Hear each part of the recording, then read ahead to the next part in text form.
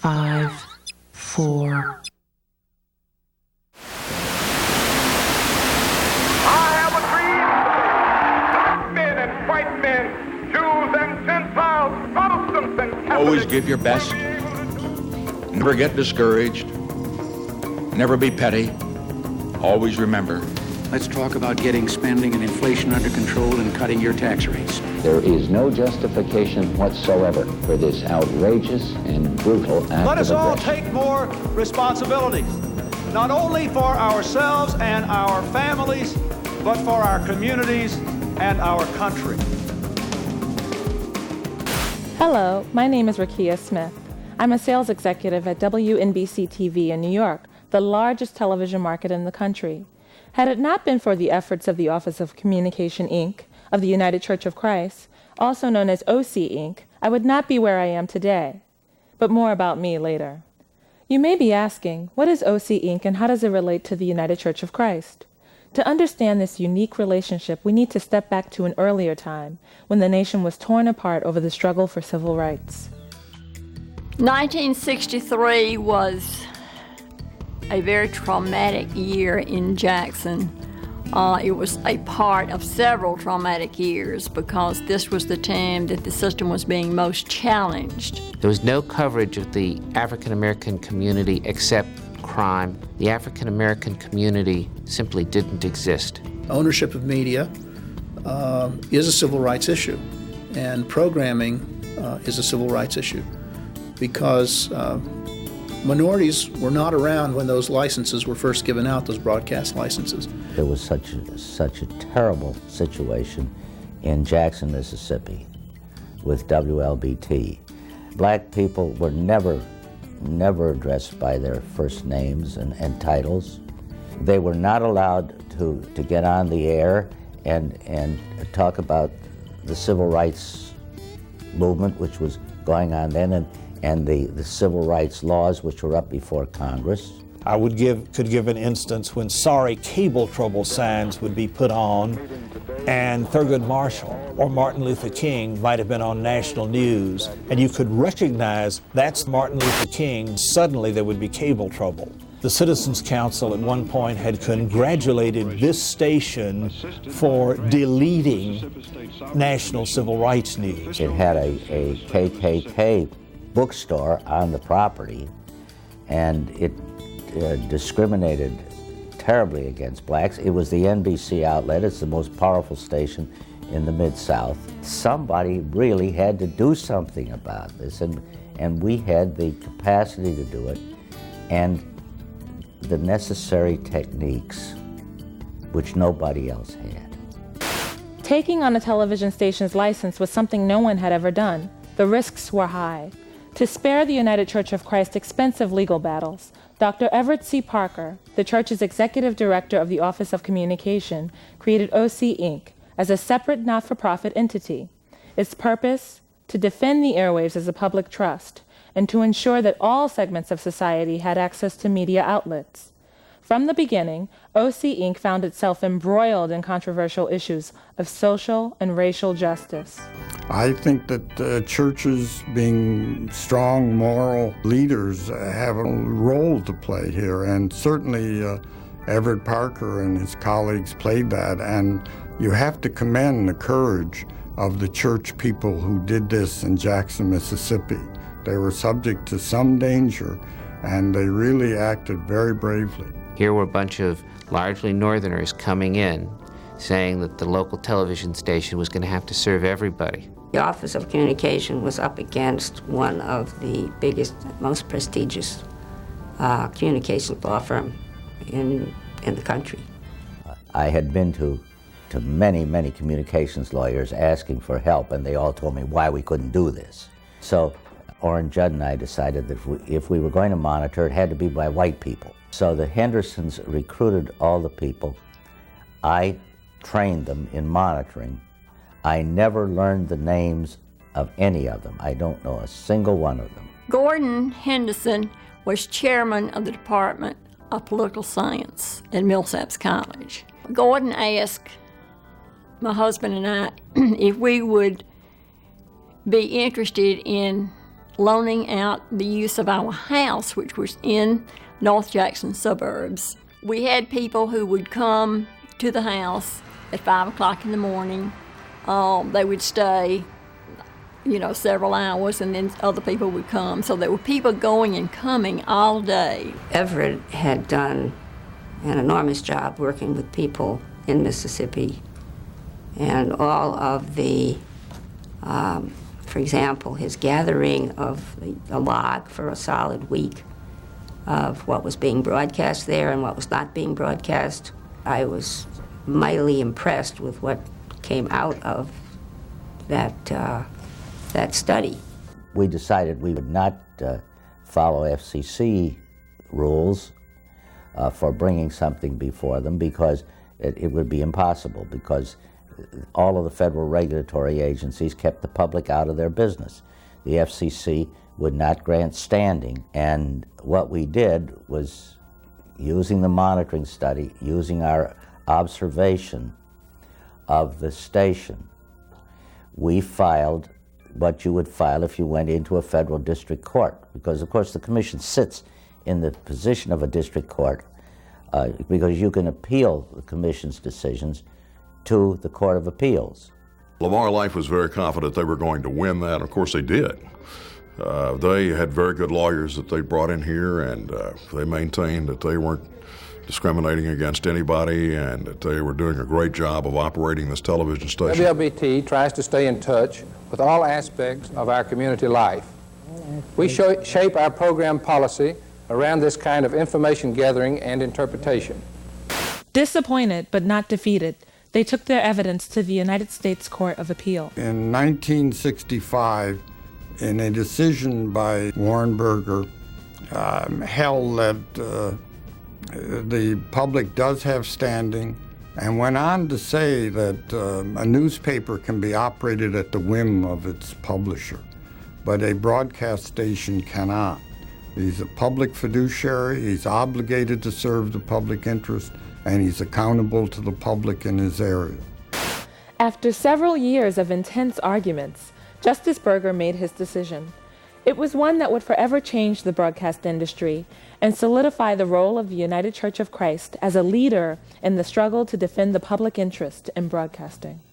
The last decision by Warren Burger before he went up to the Supreme Court in 1969 was to reverse the commission again, to say this record is beyond repair, you've got to set up an interim operation, and you've got to stop the operation of WLBT.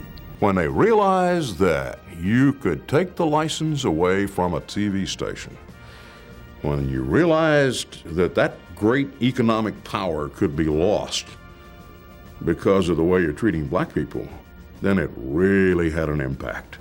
Things really started to change when it hit the pocketbook, and people got the realization that we can't continue doing this. We got to change our ways. After the court's decision, WLBT needed both interim operators and long-term African-American managers to ensure the station's ongoing health. A guy named Doug O'Connor, who was a field secretary for United Church of Christ and was a native Bostonian whom I knew, called me and asked me, would you be interested in being the first black general manager in the country? And I said, of course I'd be interested in it. And he said, there's only one catch. It's in Mississippi. And I said, goodbye, Doug, and hung up on him. I'm down in the jackets. We need a little warning on this. I didn't know. When I got here, I realized there were actually two stations, one black, one white. And as I got to moving around and seeing things, I realized that an experienced white operator here would look at a young black operator and see they're going to make a mistake and let them make it rather than stopping it. And to me, that was just hurting the station as a whole. It wasn't hurting the black operator. It wasn't hurting the white operator. It was hurting the station. So one of my first things was to try to get all the workers to work together. And I guess being somewhat of a taskmaster, I think they united behind disliking me. There's no station in this country that can come close to the things that we've done and continue to do.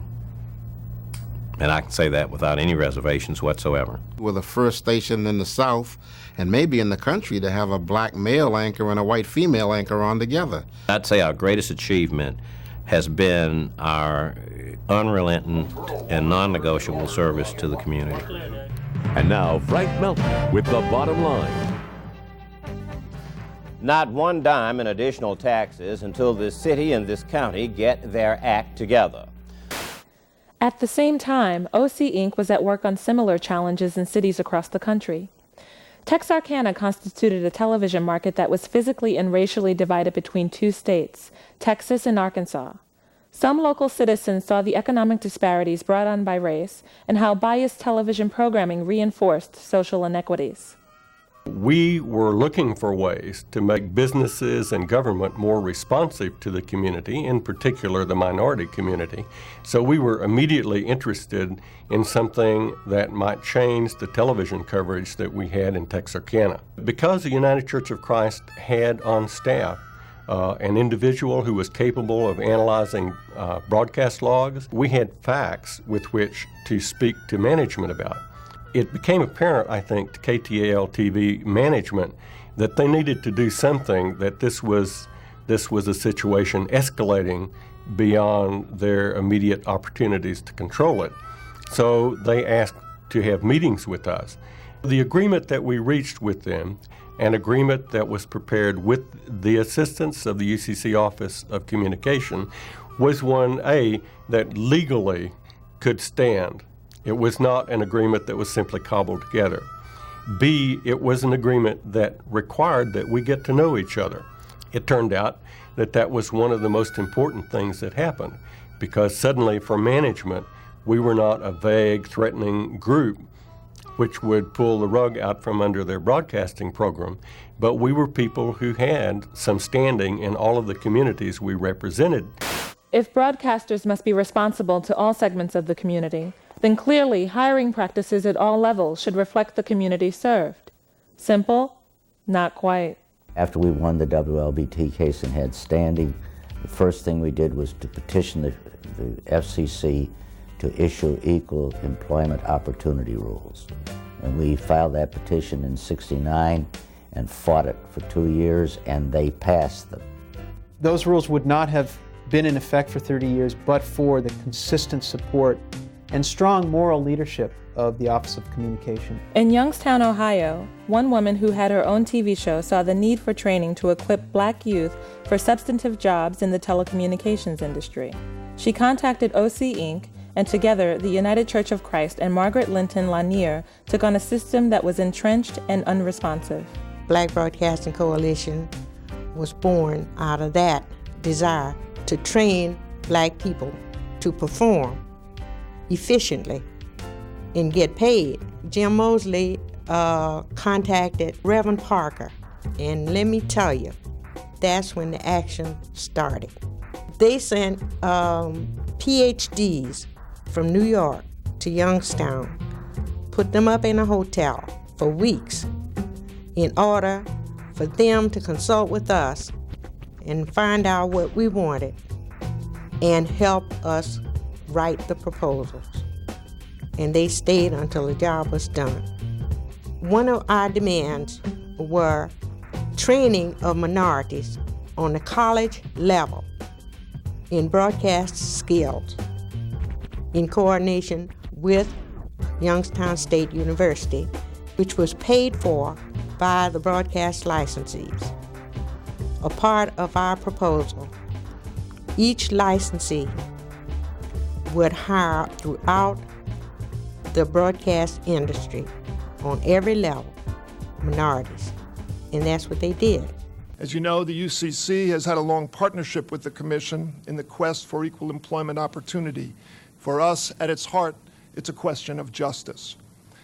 After addressing equal employment opportunity rules, OC Inc. continued its prophetic voice as emerging technologies prompted new challenges to diversity in the marketplace of ideas. OC Inc. fought off challenges to the fairness doctrine. During the early years of cable TV, OC Inc. organized meetings and advised communities on securing public access and franchise negotiations with cable operators. It helped defend the equal time rule for political candidates establish minimums for children's programming, and develop a program rating system.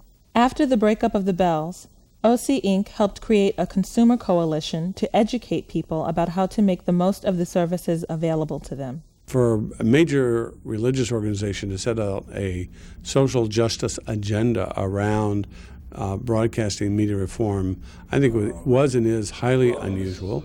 I think at one level it has to be a reflection of a commitment of an individual and their understanding of the power of the media in this country and the role that it can play in shaping everyone's lives. The United Church of Christ Office of Communication was charged with doing a ministry in mass communications. It seemed perfectly logical that an obvious extension of that ministry would be to assure that the mass media serves people from all backgrounds and pays special need to those who are less well off, not just in terms of their financial resources, but also in terms of their information resources. So it's a very logical extension of the basic principles that the United Church of Christ has always functioned under. How critical it is that this media reflect a broadly diverse set of perspectives and give voice to the fullest possible range of our nation's racial, cultural, philosophical, and political contexts.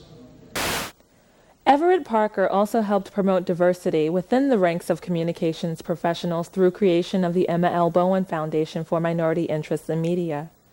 This is how I learned about the United Church of Christ's historic legacy in media advocacy. I am a proud alumni of the Emma L. Bowen Foundation, and now I serve as a mentor for our new interns at our station. The most important thing that I have done in my whole life is getting the EEO rules and starting the Foundation for Minority Interests in Media, which has put hundreds of minority kids, boys and girls, into the broadcasting and cable industries. And not only are you creating people who have come in to further diversify our industry, but you're creating positive role models back in the communities. And I think there's tremendous opportunity for minorities in our industry today. I think that whatever barriers have existed are coming down. Most of the network companies are much more aggressive now in taking on foundation students, for example, intern programs, associate programs. There are a variety of these kinds of things available. The work continues into the 21st century. OC Inc., along with a coalition of other advocacy groups, joined in the fight to establish low-power FM radio stations, a new service initiated by the FCC in January 2000, under the chairmanship of William Kennard. Many, many people around the country helped to inspire the idea of low-power FM radio. Churches, community groups, even some organizations that were broadcasting illegally, so-called pirate radio operators. Clearly there's a need out there for people who want to use the airwaves for democracy, to speak to their communities, to provide information and entertainment to communities that are not being met by the commercial broadcast industry. Our changing demographics are very indicative that we need a lot more variety in the types of information, types of cultures, the types of values that exist in our communities. On the other hand, consolidated broadcasting looks for the most common denominator and essentially wipes out a great majority of the people and its listenership. I got involved in low power FM because it was an opportunity for churches, for minority groups, for small neighborhood clubs and organizations to have a voice that could be heard in a very small area. And it seemed to me that it was not only a good thing to happen as far as information is concerned, but give minorities an opportunity to be heard. And so I thought it was a wonderful idea. Anytime in this country you can take a natural resource like FM radio and you can make it available to the community, it creates community good. It gives a new platform for free expression. It allows schools to do a better job of communicating with the families they serve. It allows college students an opportunity to take this independent music or alternative content that people don't simply have a chance to experience and get it out to the community at large. And that's why I think this grassroots movement around low-power FM is so exciting.